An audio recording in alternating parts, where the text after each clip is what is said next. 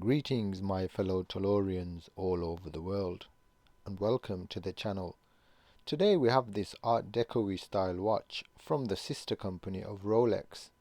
It's a men's Tudor dress watch from the 1940s, which needs a bit of help. The founders of Rolex decided to spin off their success many years ago and create a more affordable brand with Rolex case parts but using cheaper movements. This gave birth to the Tudor Watch Company. This particular piece has a caliber 59, which is in fact an FHF 30. FHF, or Fabrique de Horlogerie de Fontainebleau, was founded in 1793 and is the oldest boucher manufacturer in the world.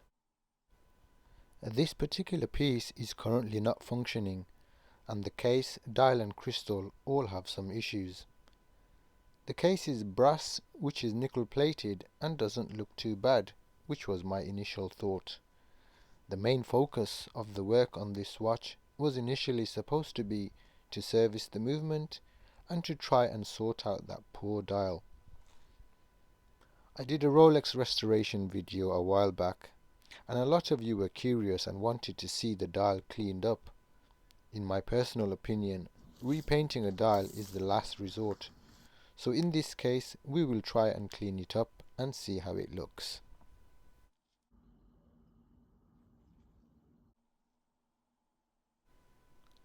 The dial is also brass with a silver plated surface.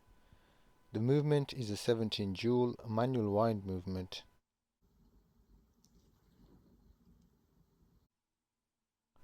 Surprisingly, this crystal is actually glass rather than plastic, which one would expect on a watch from this era.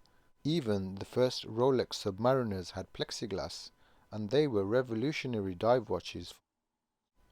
The crystal looked fine at first, but on closer inspection we can see that there are some deep scratches.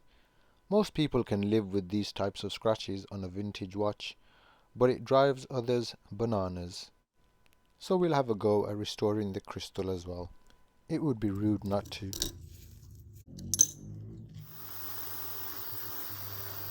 So I'll just strip the movement, check all the parts for wear and issues, give everything a good clean, and put it all back together. You all know the drill by now.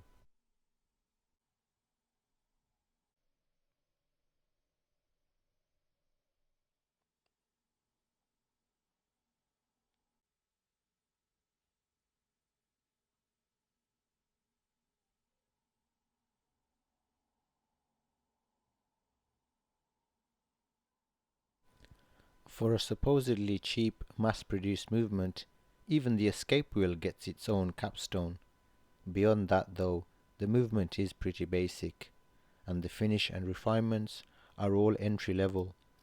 This same movement may have an avant-garde version with Geneva stripes and other refinements, but this particular version seems pretty off the shelf. Groove here.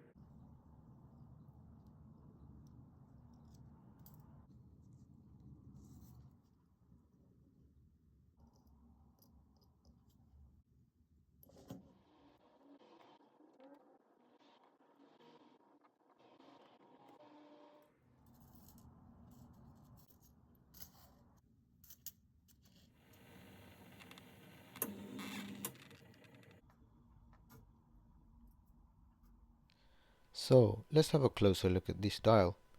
As I mentioned earlier, it is a brass dial with a silver plated finish, and from my own experience, these types of dials are pretty robust when it comes to cleaning, compared to say a painted dial. However, the print on the dial is very delicate and requires special care. So I'm going to try and attack this dial like an archaeologist. I have some soft rubber, foam and cotton brushes.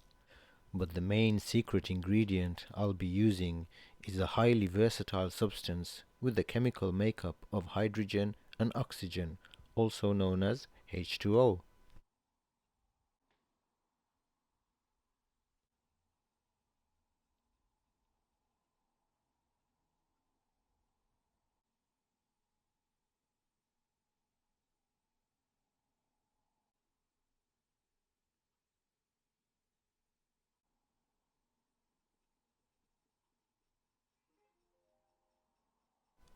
So firstly, I'm just gently softening up any loose dirt and grime and mopping up the dirty water as I go along so it doesn't settle back onto the dial again. Then for those stubborn embedded stains, I will need to be a bit more persuasive. The best solution I have found for those embedded stubborn stains is to apply a small amount of water and then give it a good old scrub with some Rodico. If you're attempting this at home, then remember, the plated surface and the printed details will react differently to the water. The print will fade if it is wet for too long or rubbed. I can see the brass coming through just beneath some of the numbers and around the edge of the dial, so I'm going to take it really easy around these areas and not do as much rubbing.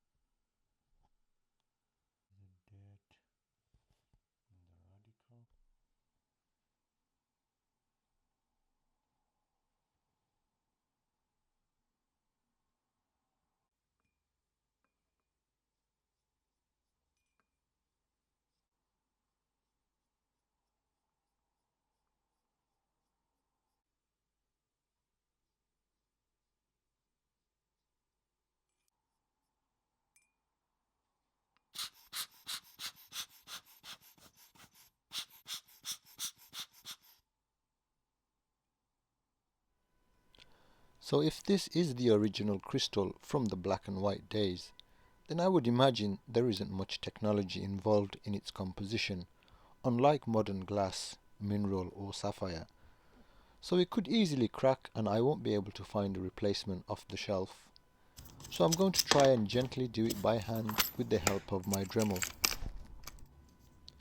I will first remove the deep scratches using some coarse sanding.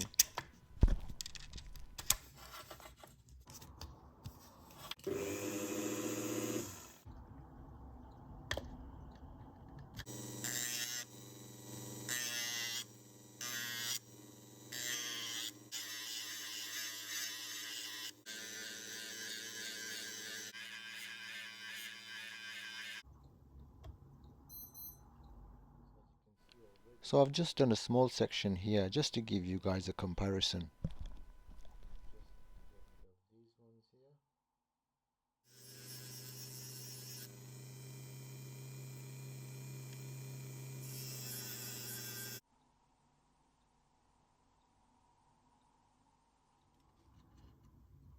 See, we've roughed it up.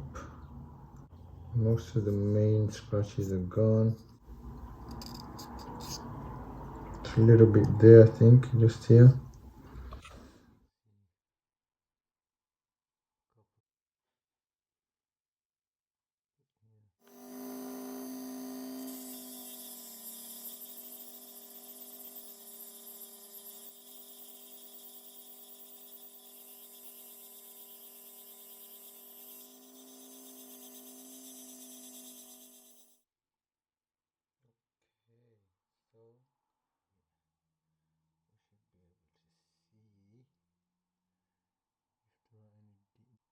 Once I have removed the deep scratches using the Dremel, I do some more coarse sanding using 250 grit using my hands so I can feel the curves of the glass a bit better. I now move on to some 600 grit sandpaper and I'm rocking the glass gently whilst sanding to avoid any flat spots. Backwards and forwards like that, and then like this as I'm polishing.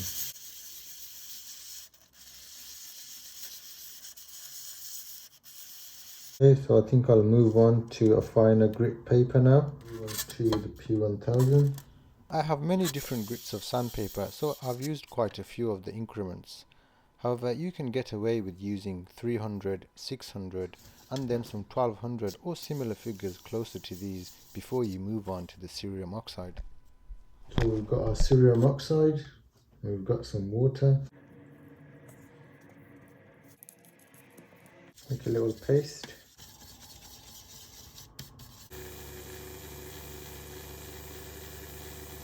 Oh no! Look at my camera! Cerium oxide everywhere.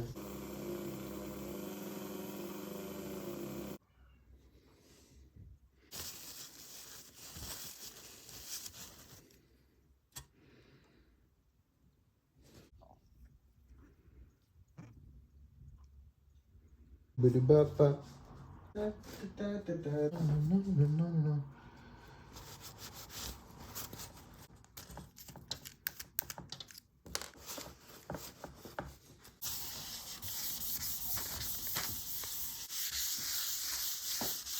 Give the old lens a little clean.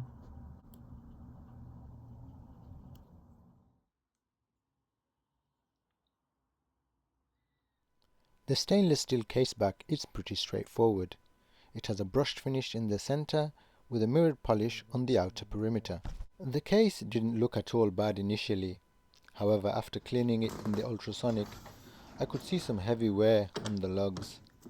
And since I've done electroplating videos for you guys previously, I didn't think it would make an interesting video. But I thought it may be interesting to see if we could just brush plate the lugs after some minor prep work. However, the more I rubbed, the more I itched just to take it all back down to bare brass. And in the end, this cheeky little case somehow managed to convince me into doing the whole thing. And this initial indecision has resulted in me doing a substandard job on this case.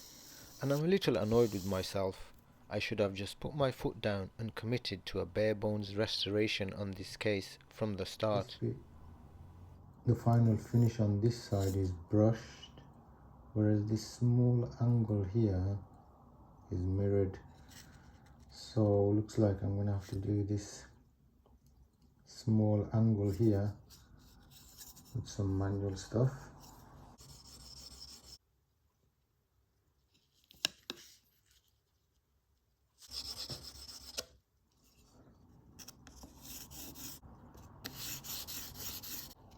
I might just have to go all the way with this because you can see how deep those pits are. Could be a good experiment to see whether this would pen plate.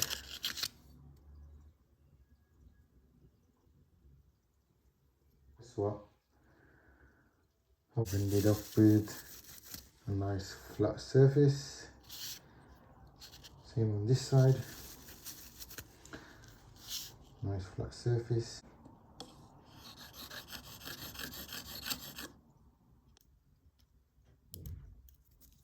So as you can see, after removing all the old plating, I've reapplied the satin brushed finish and the mirrored finish to the sides before plating.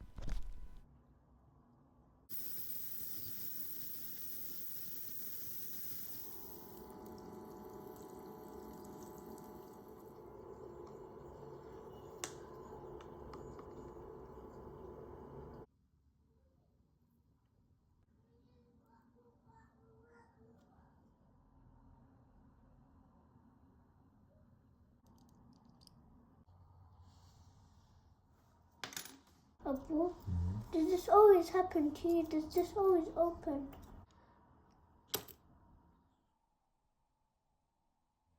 I'm going to do a drone shot here. I haven't got a drone really.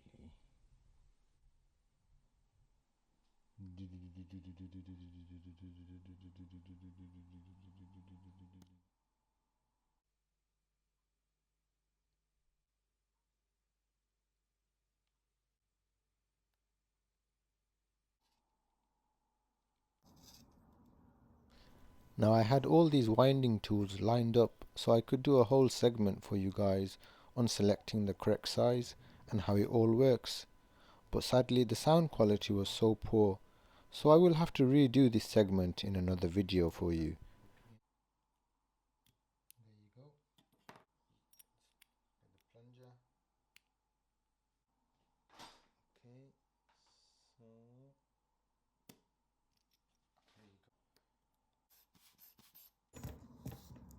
put the lid on.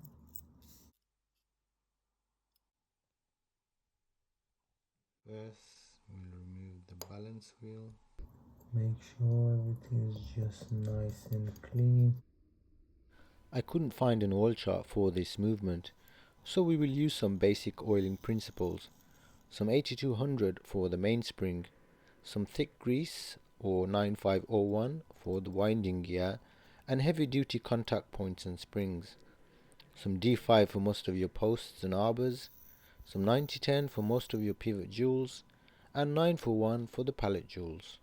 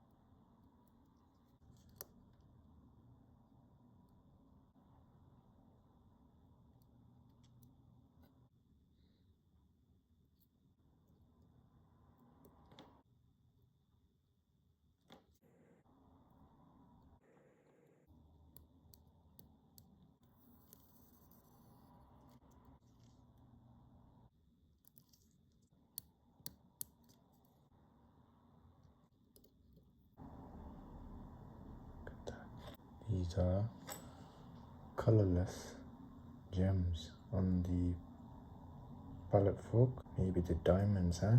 Ooh, diamonds. Okay, let's get them in. Diamonds are forever. No, it's not. Before we screw everything in, give it a few winds. Now usually when I'm servicing a watch, I would have my eye loop on and my head would be a few inches over the movement. However, when I'm servicing a watch and filming at the same time, the camera is sitting a few inches above the movement and my head is a feet or so away. So I can't always capture some of the really fiddly bits in their full glory and technicolor, such as oiling of the pallet jewels or refitting the hairspring. Sometimes I really have to get right up close and the camera has to take a back seat.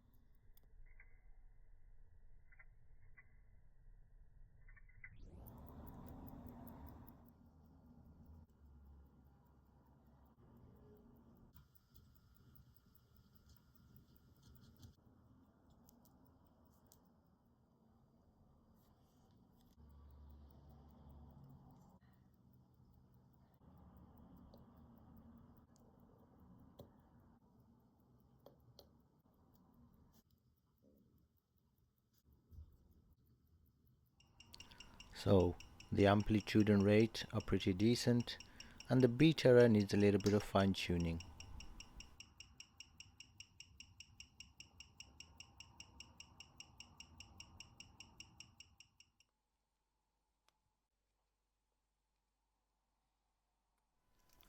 So we're nearly done here, friends.